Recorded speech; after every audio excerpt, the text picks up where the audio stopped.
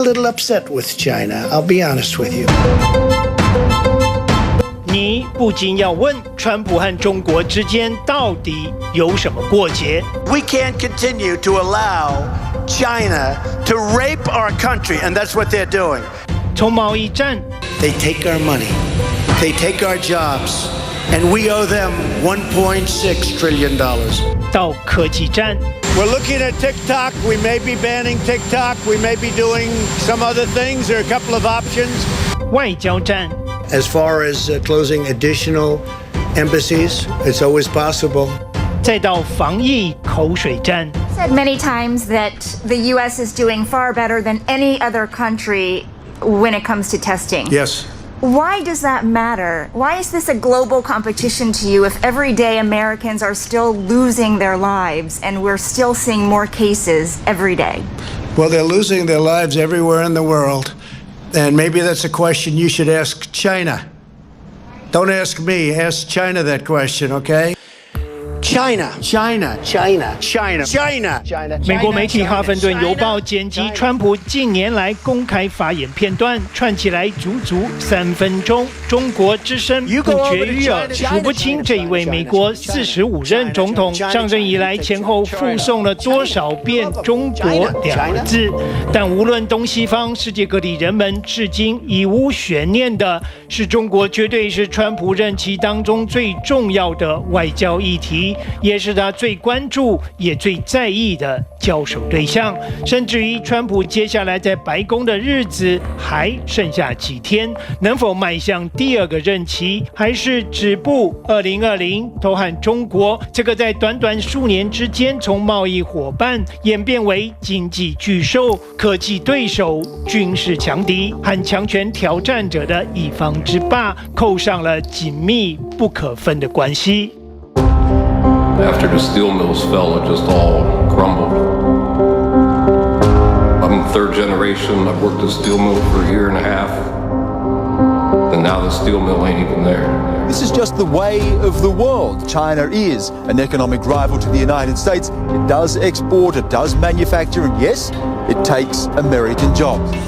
持平而论，华府盯上北京对中国态度从合作转为戒备，并非川普带的头，川普也不是美国走上反中道路第一人。事实上，全球化使工厂外移，连带夺走美国底层劳工的生计，以及长期以来存在的贸易逆差、制裁权保护、操控汇率等美中摩擦，都在中国加入世贸之后陆续浮现，不断恶化。奥巴马总统卸任之前，华府对于北京的态度就已经从邓小平以来的接触政策悄悄转向，推出了针对性极强的重返亚太战略概念，试图防堵中国的区域影响力外扩。而就在解放军的南海动作频频，一带一路蚕食欧美地盘，美中霸权角力日益台面化之际，川普这个非典型政治人物，挟着民粹主义风潮，在美国白人农工阶层的抬轿之下，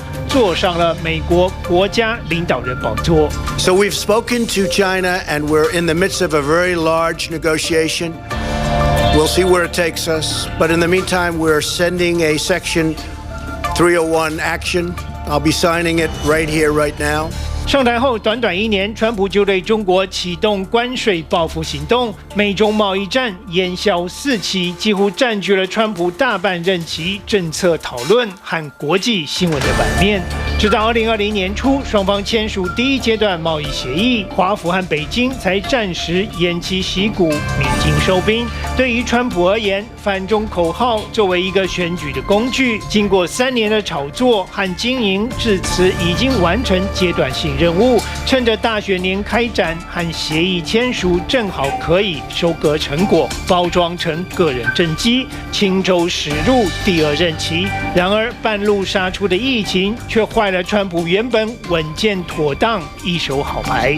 Our relationship with China was good until they did this. Once we found out about this, once we found out, look, we just made a trade deal where China's going to have to buy $250 billion a year in our product. 对比川普在今年1、2月刻意掩护，甚至是称许中国当局的疫情处置，到了3、4月却像变脸一般判若两人，火力全开抨击中国病毒，背后所透露出的是浮躁痕迹极深的选战策略转进调整。既然疫情一系废掉了手中的经济王牌，那么剩下唯一合理的选项就是重回反中基调，再度吹响那一把屡试不爽、最能掀起底层共鸣的外在敌人选举号角。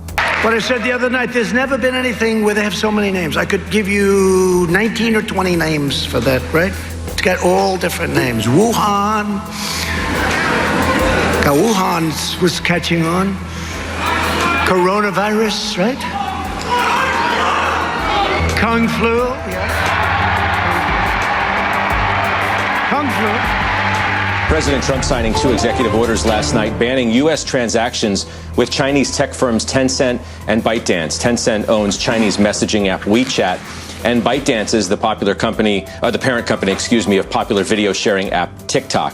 美中贸易战延烧，最先波及的就是科技产业。由于5G 技术不再只是科技玩物，而是深入政府内部有关国家基础建设的国安层面议题。川普政府从2017年开始就陆续针对中兴、华为等几家中国通讯科技大厂先后开闸，发布禁令或是切断原料供应链。到了2020年8月，美中科技战火更延烧到社群平台。在美国号称拥有5000万用户的当红影音分享平台 TikTok， 以及中国本地与海外华人之间都极为盛行的即时通讯软体微信，都因为内容审查和个资有流入中国的疑虑，遭到华府下达禁用令。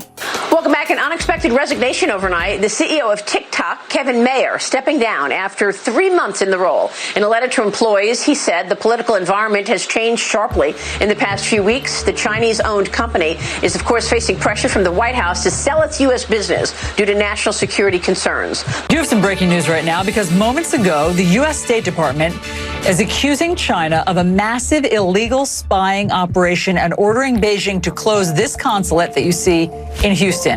如果川普反中所挑选的战场仅局限在科技战和贸易战，或许可以视为一种美中经济竞赛的延伸。然而，当关系不断恶化，香港问题、台海问题、南海争端，甚至中国使馆和驻美外交人员都被纳入了华府剑指北京的剑拔范围之内。川普阵营决心把中国提升到意识形态层次，作为他美国优先政策下主要外在假想敌的选战策略轮廓也逐渐清晰浮现，外交战与军事恫吓自此轮番上演。The U.S. has announced a shift in its policy towards Beijing's claims to offshore resources in the South China Sea. Tensions between Washington and Beijing escalated on Wednesday after China fired 2 missiles into the disputed South China Sea. Now, this coming as the Trump administration imposed more sanctions on Chinese companies that helped set up outposts in the region. 美中之间的矛盾固然有其超越选举语言和短期政权更替的历史结构性因素，但当操作民粹、煽风点火的川普碰上了大国崛起、面临外扩与内斗两面拉锯的北京政权，如何拿捏？谁又有办法拿捏，才能各取所需又不致一发不可收拾？将是一场如走钢索、互测底线虚实的危险游戏。